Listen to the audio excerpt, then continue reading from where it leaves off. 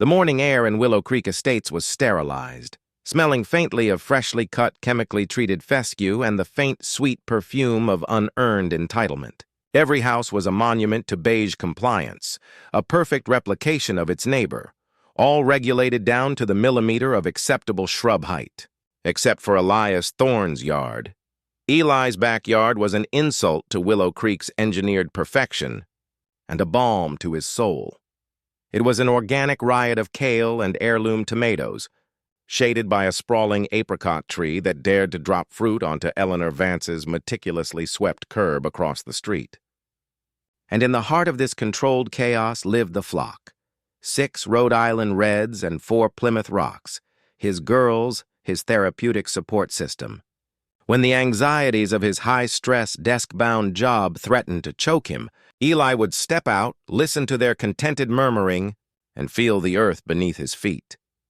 He was pouring a scoop of high-protein crumble into the feeder when the document arrived, laminated and heavy, slipped under the lip of his back gate. Final cease and desist order. Violation of bylaw 4.31, poultry and domestic livestock. The paper felt like a subpoena, cold and absolute. The violation wasn't new. It had been an escalating Cold War for 6 months, starting with polite, passive-aggressive emails from the HOA Architectural Review Board, ARB, then moving to official warnings, and finally, this. Eleanor Vance, the HOA president, viewed Eli's chickens as a biological threat to the community's resale value, and by extension to her sanity. Eli's hands were shaking. Not with fear, but with a deep, humiliating anger. He had done his research. He'd soundproofed the coop, ensured zero runoff, and kept the premises immaculate. He'd even distributed fresh eggs, free, to his immediate neighbors, forging a silent, delicious treaty. All except for Eleanor.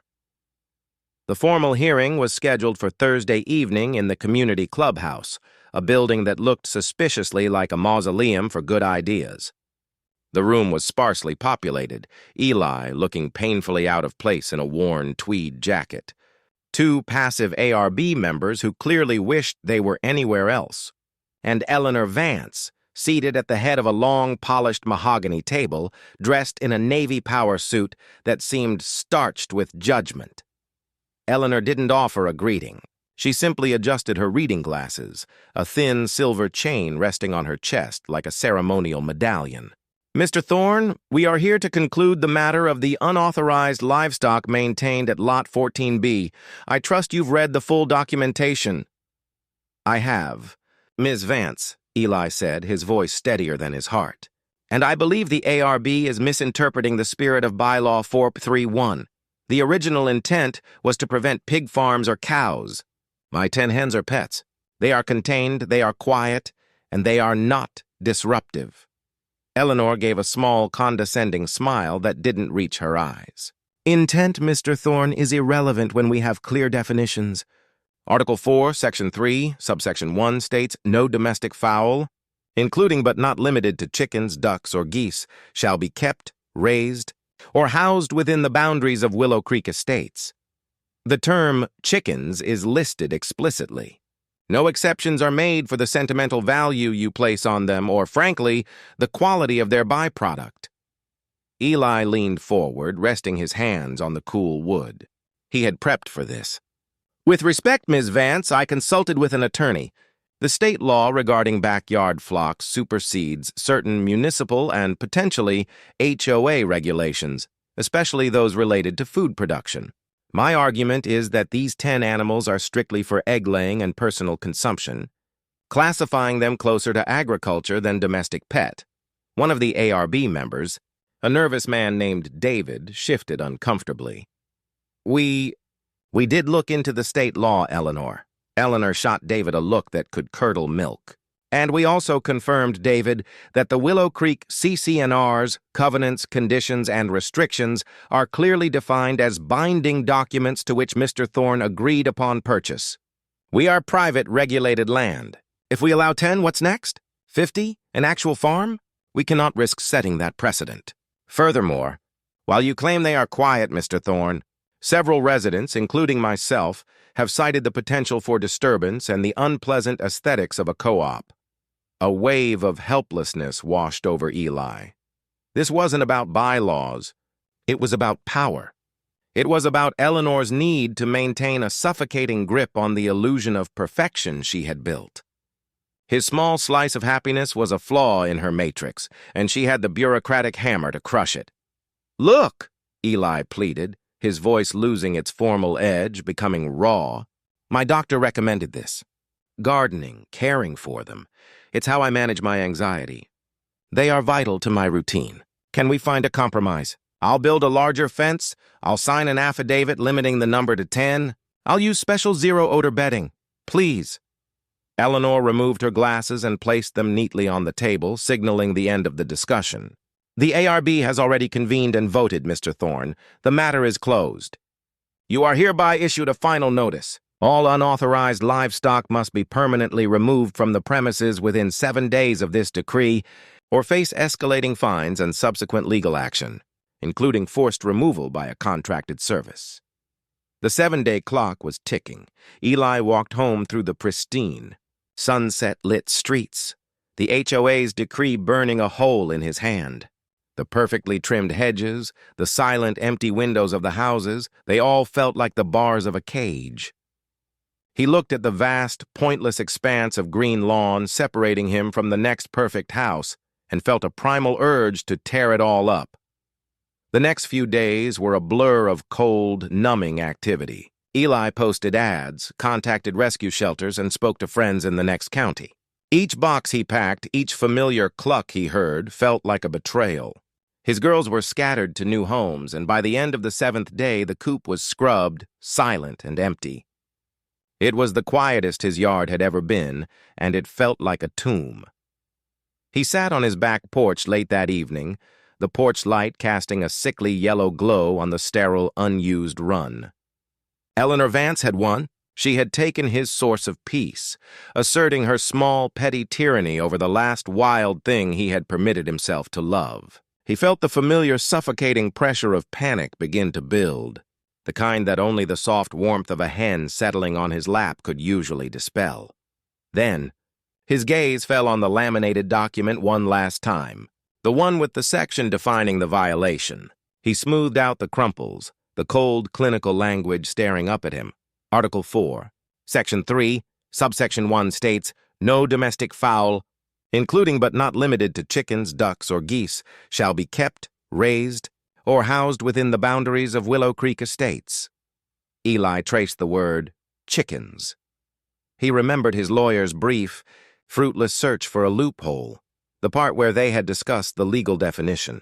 In common vernacular, chicken often meant the egg-laying hen, but legally, taxonomically, he pulled out his phone, his mind racing with a cold, terrifying clarity.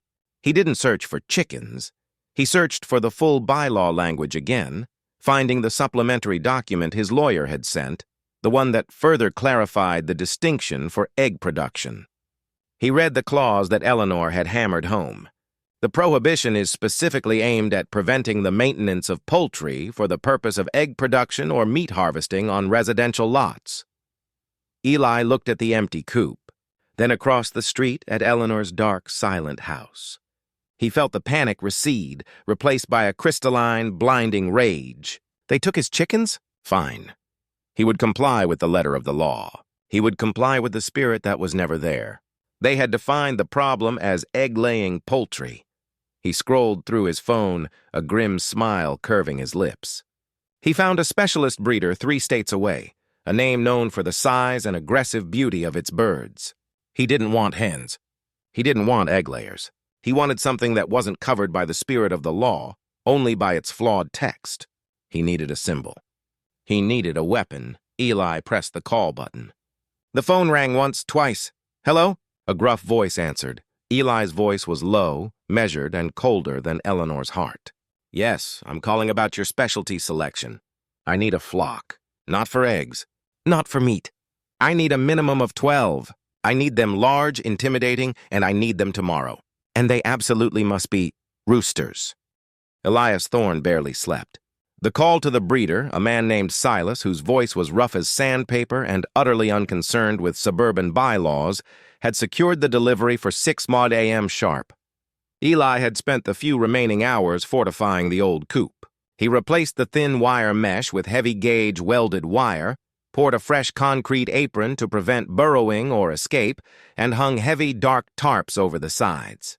The space, designed for 10 docile hens, now felt less like a coop and more like a minimalist, armored compound. At the exact moment the Willow Creek Estate sprinkler systems hissed to life, a large, unmarked box truck rumbled down Eli's perfectly maintained street.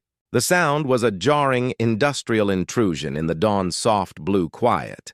Eleanor Vance's bedroom window, directly across the street, remained dark. A small victory Eli savored for approximately 5 seconds.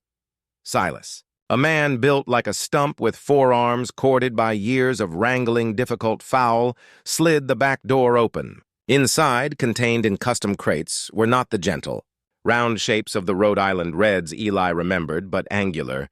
Aggressive silhouettes. These, Silas grunted, signing the delivery manifest, are not your hobby farm birds, son. You got yourself a whole company of generals here. Eli looked into the first crate. Housed inside was a black Sumatra, a bird famed for its shimmering, iridescent tail feathers that cascaded almost to the ground. It looked less like poultry and more like a medieval knight in obsidian armor. Its eyes, small and black, were ancient, calculating. Next to it was a massive, brick-red Malay, one of the tallest breeds in the world, its stance upright, lean, and utterly menacing. The entire delivery, 12 roosters in total, representing 6 different heritage breeds, was a masterclass in avian aggression and vocal power. These were not birds bred for eggs. They were birds bred for the crow. The Wyandottes and the Orpingtons are quiet enough, Silas continued, handing Eli a thick pamphlet on aggressive bird management.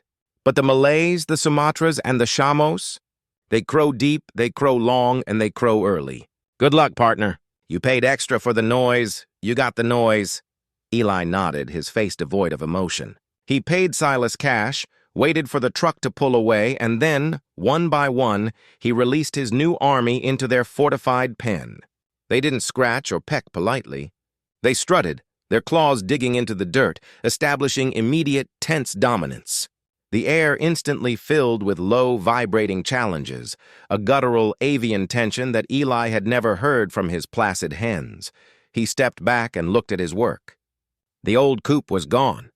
In its place was a biological counterinsurgency unit. He went inside, checked the time on his work laptop, 6:35 a.m., and waited. He didn't have to wait long. The first strike came at 6:47 a.m., a full 15 minutes before the earliest acceptable hour for construction noise in Willow Creek's bylaws. It was not a cheerful rolling call. It was a sudden seismic shockwave of sound, starting with the Malay's deep, resonant basso, immediately followed by the high, piercing tenor of a white leghorn, and then the staggered, territorial screams of 10 others who felt their masculinity had been challenged by the first two. The sound was not mere noise. It was an event.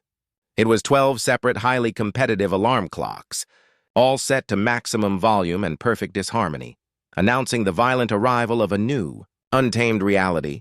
Across the street in the silent, temperature-controlled sanctuary of her master suite, Eleanor Vance sat bolt upright in bed. Her husband, Richard, a man whose spine had long since been dissolved by decades of HOA life, groaned and covered his head with a silk pillow. What was that? Eleanor hissed, her perfect morning tranquility shattered. Sounds like... A rooster, dear, Richard mumbled, already retreating. A rooster? Plural, Richard. That was a cavalry charge. It's 6:47, Thorn. Eleanor, a woman who prided herself on controlling every variable in her life, experienced a rare and terrible surge of adrenaline. She threw off the covers, grabbed her cashmere robe, and rushed to the window overlooking Eli's yard. She saw nothing but the dark tarp covering the coop, a black rectangle of defiance in the golden sunrise. Eli was sitting on his porch, nursing a cup of coffee, a slight, almost invisible tremor running through his hands. The anxiety hadn't vanished. It had simply been transformed, channeled into focus. He was preparing for the counterattack. At 7:05 a.m., Eli saw Eleanor's front door slam open. She didn't bother with the sidewalk. She marched straight across the dew-covered fescue, her robe billowing slightly. Her face was a mask of cold fury, her lips pressed into a thin white line. She pounded once on Eli's porch railing, a sound swallowed by the next wave of coordinated crowing. "Thorn! What in the absolute hell is going on here?" she yelled over the din. Eli stood up slowly, putting down his mug. He adopted a posture of weary, polite compliance. "Good morning, Ms. Vance. Lovely morning, isn't it?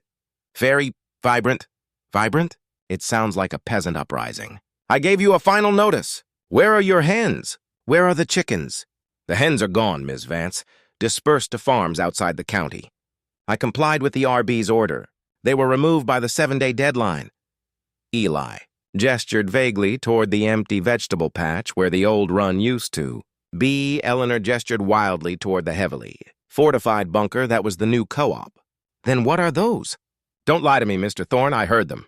"The entire neighborhood heard them. We had 3 immediate complaints on the community line before 7 a.m. "Ah, those," Eli said, stepping closer to the barrier, his voice carrying the calm, reasonable tone of a man delivering a legal brief.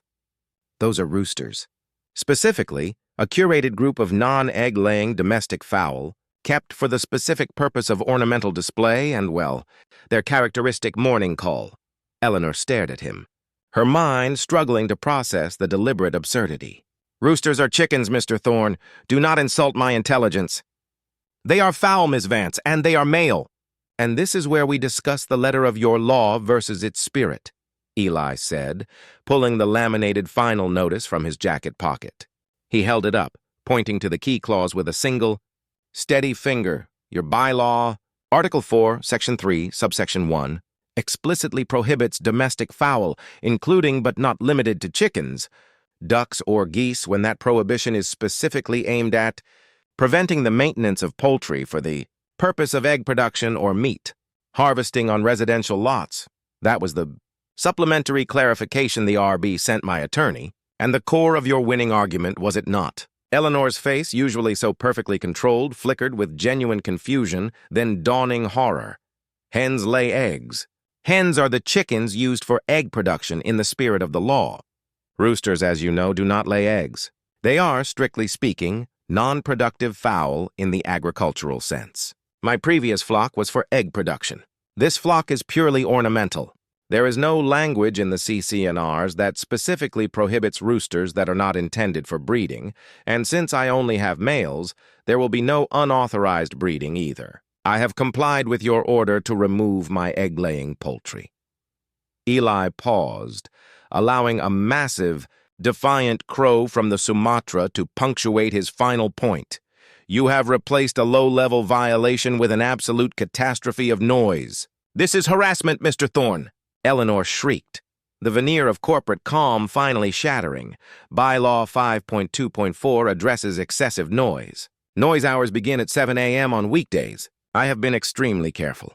The first crow is at 6:47 a.m., yes, but the majority of the chorus begins precisely at 7 a.m. Eli lied smoothly. He knew the chaos was already erupting inside the house, but he had calculated that the time window for the initial noise complaint to be logged would just hit the 7 a.m. mark. He had Silas confirm the birds' crowing schedule was timed to the sunrise, which in Willow Creek was right around 6:58 a.m., but the volume, Eleanor sputtered. "It is excessive. It is clearly designed to be excessive. I will happily purchase a decibel meter." "Ms. Vance, the HOA's noise ordinance defines excessive noise as any sound exceeding 85 decibels at the property line after 7:02 a.m.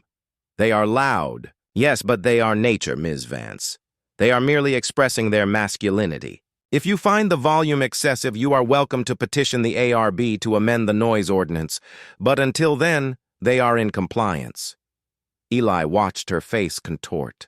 He had used her own bureaucratic instruments against her. He had followed the literal path of her decree, and it had led her into a meticulously constructed legal trap. Her victory, which had cost him his peace, had now become a localized sonic weapon aimed directly at her bedroom window. You think this is clever, Mr. Thorne? You think you've won? She seethed, her eyes glittering with cold, calculating venom. Willow Creek has resources you cannot imagine. This isn't over. You are keeping foul that is destructive to the aesthetic and the peace of the community. I will convene an emergency meeting. I will find the clause. I will fine you into oblivion. I will make sure those monstrosities are removed within 24 hours. I'm sure you will try, Ms. Vance, Eli replied, his tone remaining infuriatingly mild. Until then, I will be enjoying the fruits of my gardening and the companionship of my non-egg-laying fowl. Have a wonderful day. As Eleanor marched back across the lawn, red with fury and plotting total war, Eli allowed himself a brief D. The chaotic symphony of the Rooster army became the new, jarring rhythm of Willow Creek Estates.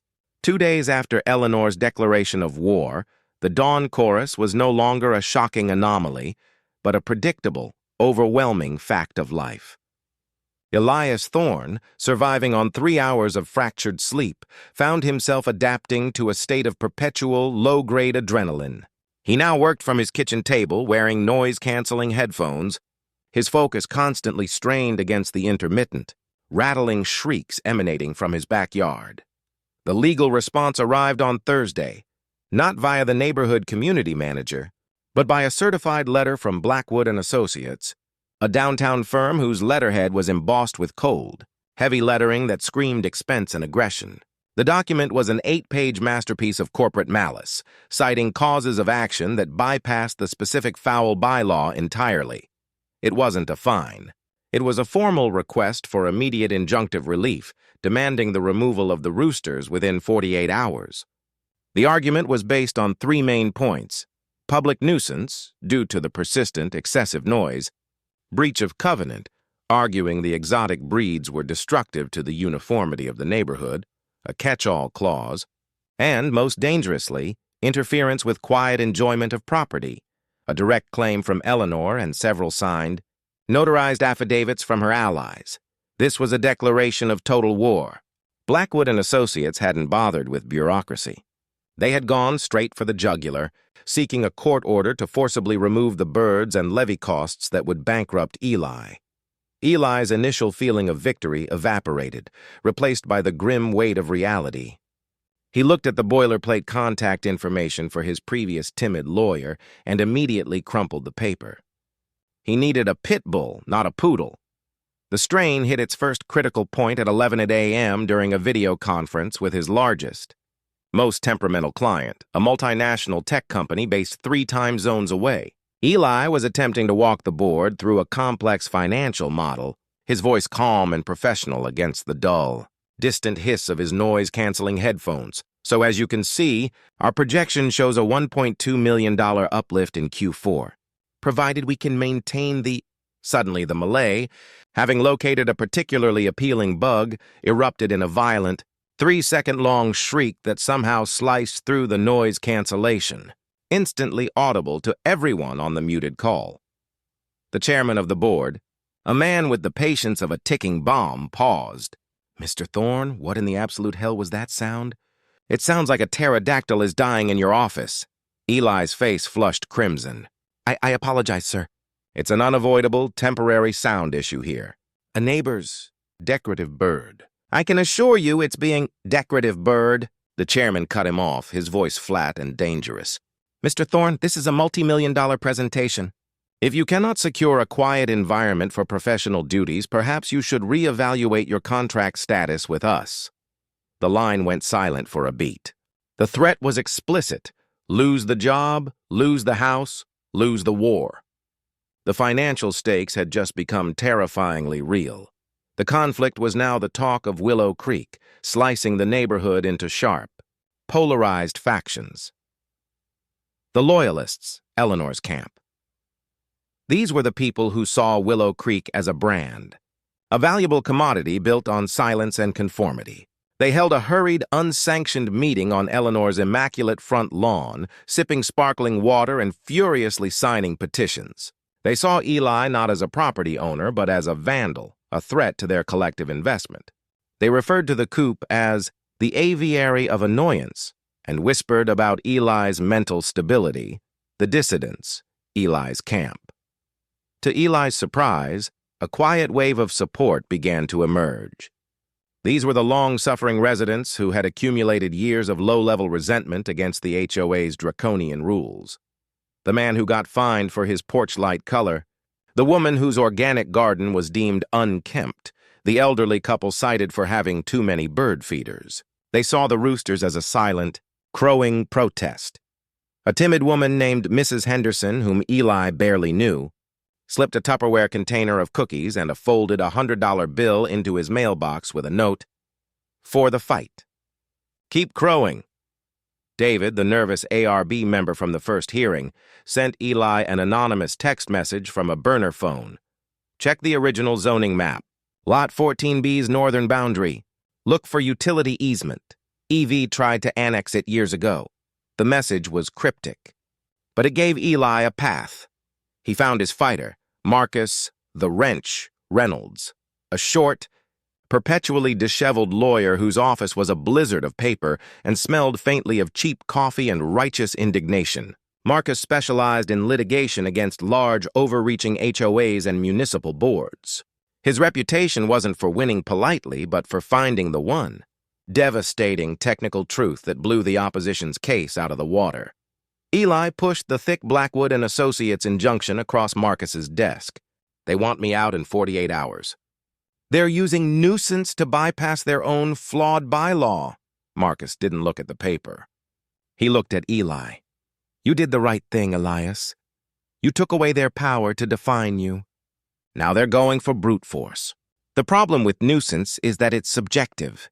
The problem with aggressive firms like Blackwood is that they assume you'll fold before discovery. We don't fold." Marcus finally picked up the injunction, glanced at the Blackwood letterhead, and scoffed. "Standard high-pressure tactics. They want to scare you into silent capitulation. We'll file an immediate countersuit for declaratory relief. We ask the court to interpret the law in your favor before they can force an injunction. This shifts the burden back to them." Eli told him about the mysterious text message. "A utility easement on my northern boundary, allegedly part of a forgotten annexation attempt by Eleanor." Marcus's eyes, which had been dull, suddenly gleamed. Utility easements, green belts, non-dedicated space, that's where the power lies. The HOA's authority extends only to what is explicitly defined in the CC&Rs as a residential or common managed property. If your coop is sitting on land the HOA doesn't legally manage, then they have zero jurisdiction over what is kept there, period. The birds aren't foul, they're a legal argument. They spent the next day poring over decades-old, brittle documents, the 1995 Willow Creek Founding Charter, the municipal zoning overlay, and the initial plat maps. They found what David had hinted at. The northern 10 feet of Eli's lot, bordering the main water retention basin, was marked as an undedicated drainage and agricultural buffer, DAB. The original developer had intended to deed it to the city for community gardens, but the paperwork was never finalized, and the HOA had simply absorbed it by default years ago, without filing the necessary amendment to the CC&Rs. The co-op, perfectly centered in that 10-foot strip of forgotten land, was technically built on land the Willow Creek HOA did not legally own or manage under their existing, filed, and court-binding documents. Eleanor tried to fold this land into the community common area back in '08, Marcus muttered, tracing the faint red pencil mark on a 15-year-old memo. But the filing got rejected by the county registrar over a fee dispute. It was never finalized. They've been collecting dues and enforcing rules on land they don't legally control for almost 15 years. Marcus leaned back in his chair, a manic grin spreading across his face. They sued you on the basis of nuisance and their right to govern all property within their boundaries. We just found the smoking gun that says their boundaries are wrong. We don't just get to keep the roosters, Elias. We get to challenge the very foundation of Eleanor Vance's kingdom. The phone rang on Marcus's desk, a blocked number. Marcus picked it up on speaker. "This is Blackwood and Associates," a cold, measured voice stated. "We've just received your notice of representation, Mr. Reynolds. Advise your client that we are filing an immediate motion for an emergency hearing on the injunction. We will crush this frivolous defense before the end of the week." Marcus looked at Eli, whose tired face had finally broken into a look of focused, cold determination.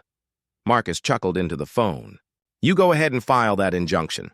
And while you're at it, I suggest you ask your client to explain to the presiding judge why they've been collecting fees and enforcing regulations for the past 15 years on land they have no legal authority over. That's not a nuisance, counsel. That's extra-legal governance. Have a wonderful day." Marcus hung up the phone. He looked at the old map, then at Eli. "We don't need to prove your roosters are compliant, Elias," Marcus said, lighting a cigarette and immediately extinguishing it in a paper coffee cup. "We just need to prove Eleanor Vance is a fraud." The fight over 12 roosters has just become a fight for control of the entire Willow Creek estates. The final powerful beat is the realization that Eli's small act of defiance will expose a massive, systemic flaw in the HOA's power structure. The air in the county courthouse was cool and dry, smelling faintly of old paper and anxiety. This was not the community clubhouse. This was a chamber of consequence, and the gravity of the setting stripped Eleanor Vance of her familiar, easy authority. She sat at the plaintiff's table, flanked by 2 attorneys from Blackwood & Associates, their expressions grim and professional. Across the aisle, Eli Thorne, dressed in a cheap, stiff suit, sat beside Marcus the Wrench Reynolds. Marcus looked like a rumpled, happy bear who had just been handed a beehive. The emergency hearing on the request for immediate injunctive relief began with Ms. Caldwell, Blackwood's lead attorney, launching a meticulously crafted missile. She didn't waste time on foul definitions. Instead, she presented the court with a public nuisance case, deploying affidavits from 3 dozen Willow Creek homeowners, detailing the sleep deprivation, the psychological stress, and the quantifiable drop in property viewings caused by the aggressive and calculated deployment of noisy, decorative livestock.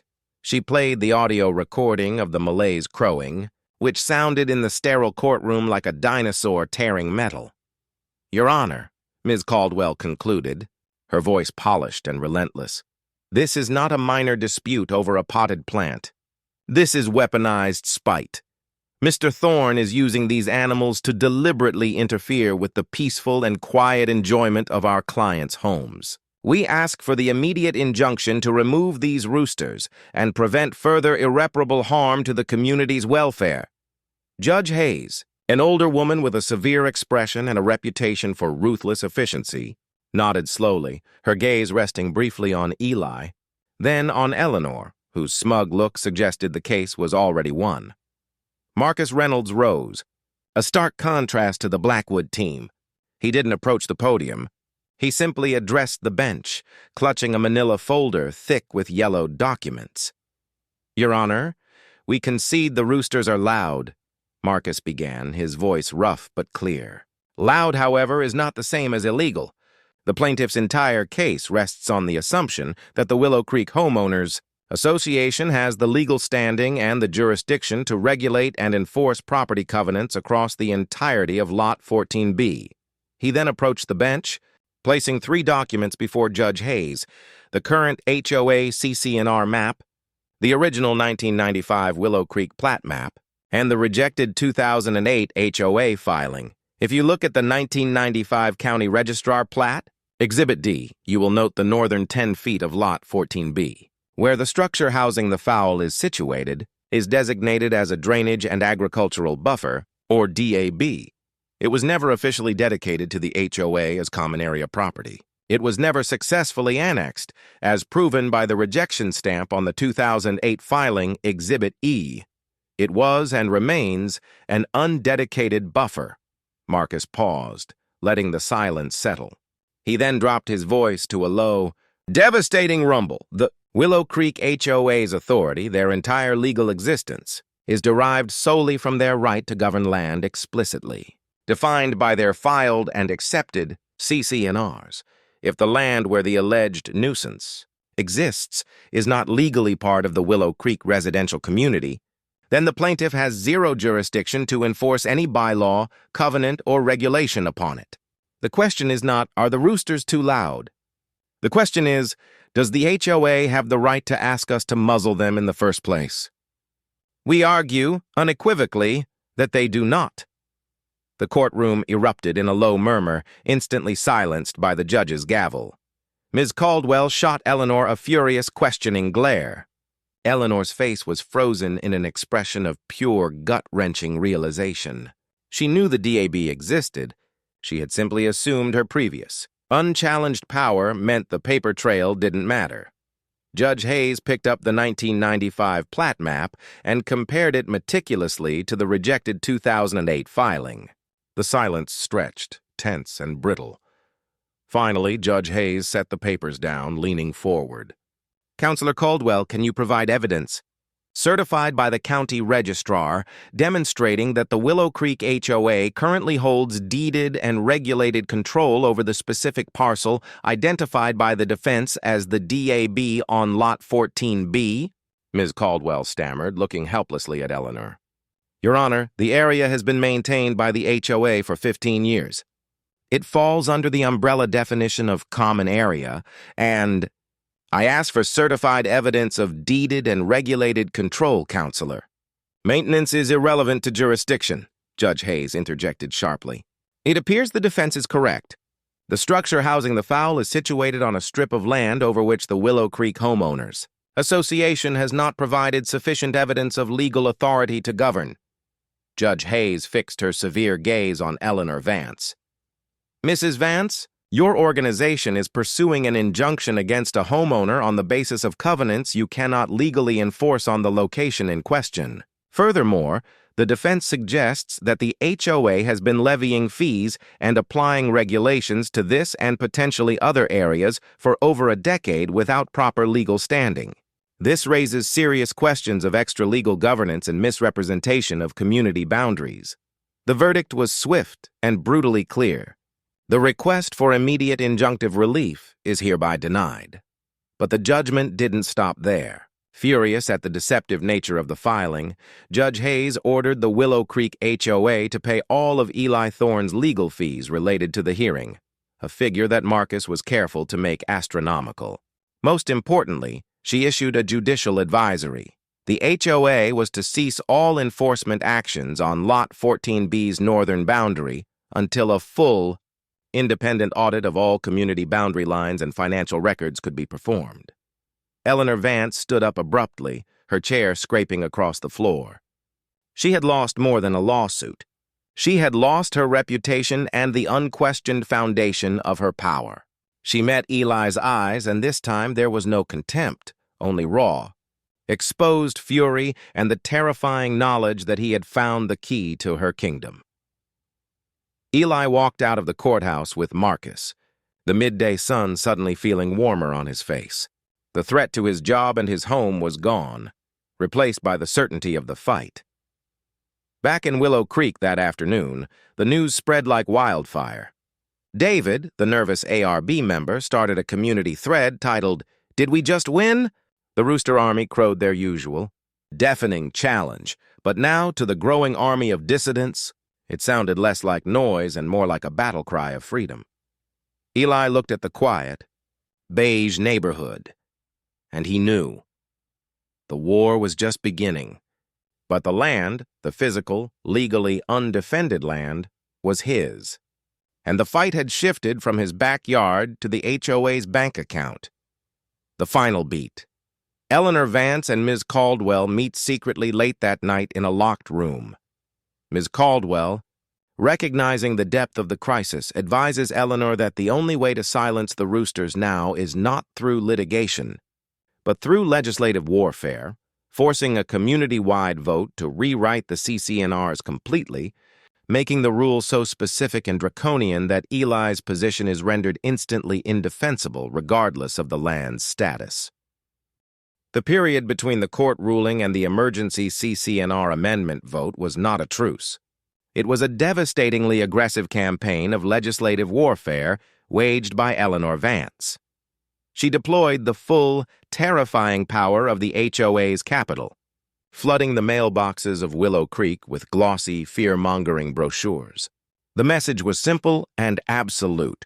Vote yes on Amendment 2.4. Save our community's values. Silence the nuisance. The amendment wasn't subtle. It was a surgical strike, designed by Blackwood and Associates to be legally unassailable. It redefined fowl to explicitly include both male and female domestic poultry, regardless of their purpose, and set a hard limit of 0 animals fitting that description. It didn't matter where Eli's coop sat on the map. If the amendment passed by the required 2/3 majority of property owners, the roosters were instantly illegal. Eleanor framed the vote as a mandate for order against the threat of chaos. Eli Thorne, the disgruntled neighbor who had weaponized livestock, Eli's counter-campaign, orchestrated by Marcus Reynolds, was purely grassroots. They couldn't afford glossy paper. Instead, they focused on truth and transparency. Eli spent his evenings printing simple, text-heavy flyers. The noise is bad, the fraud is worse. Marcus's strategy was brilliant. Don't defend the roosters. Attack the board's integrity. The flyers highlighted Judge Hayes's advisory and the documented extra-legal governance of the Drainage and Agricultural Buffer, DAB. They estimated, conservatively, that the HOA had collected over $150,000 in improper fees, fines, and dues over 15 years on illegally governed land, which included sections of 8 other lots besides Eli's. The community was fracturing. The roosters, who crowed with escalating territorial fervor at 7 a.m. sharp every day, were the physical, auditory manifestation of the conflict. For Eleanor's loyalists, they were an unbearable symbol of defiance. For Eli's growing coalition of dissidents, they were the sound of freedom, a persistent, unignorable challenge to the status quo. Eli watched neighbors cross the street to avoid him, while others, like Mrs. Henderson, gave him silent, determined nods of solidarity.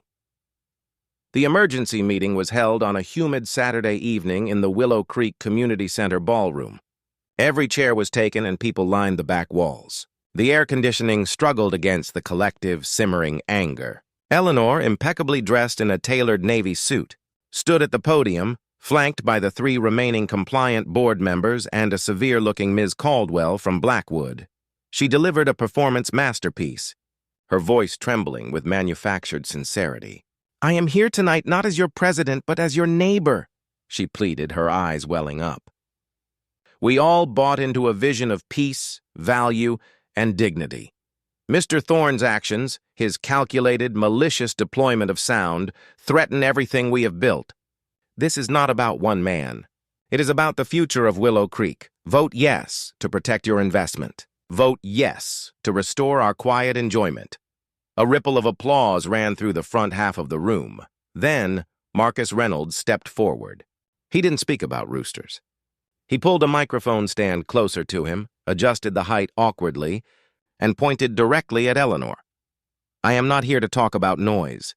Though I do admire the vocal talent Mr. Thorne's birds possess," Marcus began, his voice surprisingly deep and commanding. "I am here to talk about trust and fraud." He held up a poster-sized blow-up of the court order denying the injunction. "Your Honor, Judge Hayes ruled that the HOA was engaging in extra-legal governance. That is a polite term for operating outside the law. For years, you paid fees and abided by rules enforced by a board that didn't legally control the land. Why? Because the person running this board, Mrs. Vance, tried to annex that land in 2008, failed, and then decided to pocket the mistake and enforce the rules anyway." The room was silent. The previous applause replaced by nervous coughs.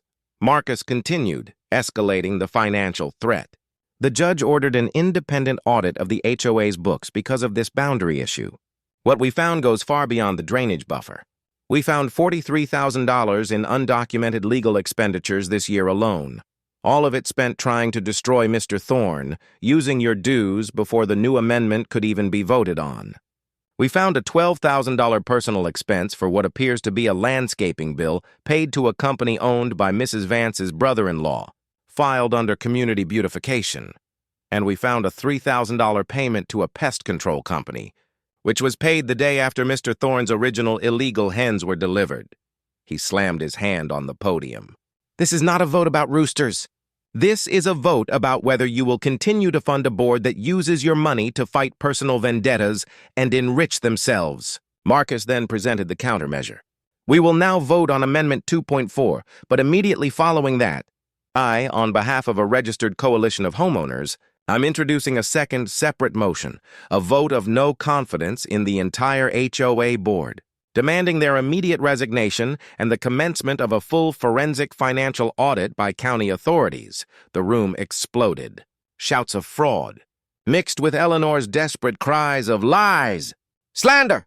The voting was done via paper ballot, counted by a neutral third party. The tension was unbearable, every rustle of paper sounding like a gunshot.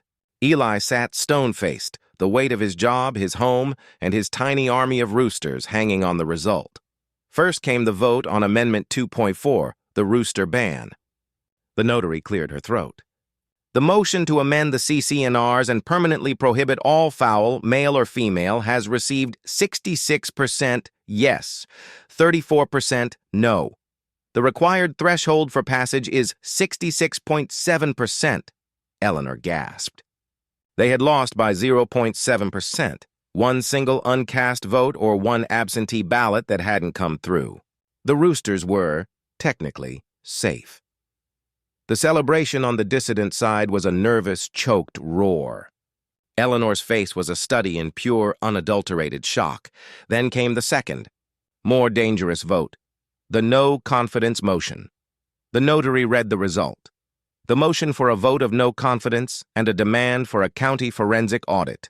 81% yes, 19% no. The motion passes. The Willow Creek Estates Homeowners Association Board was instantly stripped of its power. The room erupted into cheers and shouts. Neighbors who had quietly suffered for years now stood together, galvanized not by Eli's roosters, but by the exposed corruption. Eleanor Vance stood utterly alone at the podium. Ms. Caldwell and the Blackwood team silently gathered their belongings, their high-priced services instantly terminated. Eleanor, her face pale and her eyes wide with disbelief, looked across the crowd, past the shouting neighbors, past the chaos, and focused solely on Eli. It was the look of a defeated tyrant who had finally met her executioner. Justice and karma shock. As the celebration continued, the ballroom's heavy double doors opened, and two uniformed county sheriff's deputies entered the room, moving quickly and professionally toward the front. They weren't there for the vote. They were there for the financial advisory Judge Hayes had issued. One deputy approached the podium and spoke in a loud, clear voice that cut through the noise. "We are looking for Eleanor Vance.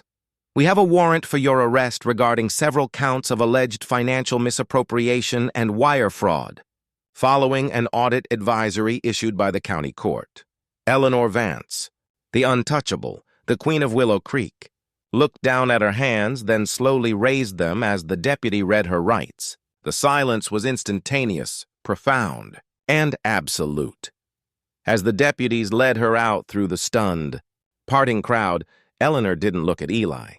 But as she passed the open doors, a sound, sudden, defiant, and perfectly timed, carried into the ballroom from the quiet street outside. It was the first, loud, rolling crow of the Black Sumatra rooster, announcing the end of the day and the dawn of a new, noisy, and ungoverned era in Willow Creek. The Rooster Army had finally secured not just Eli's peace, but the community's liberation.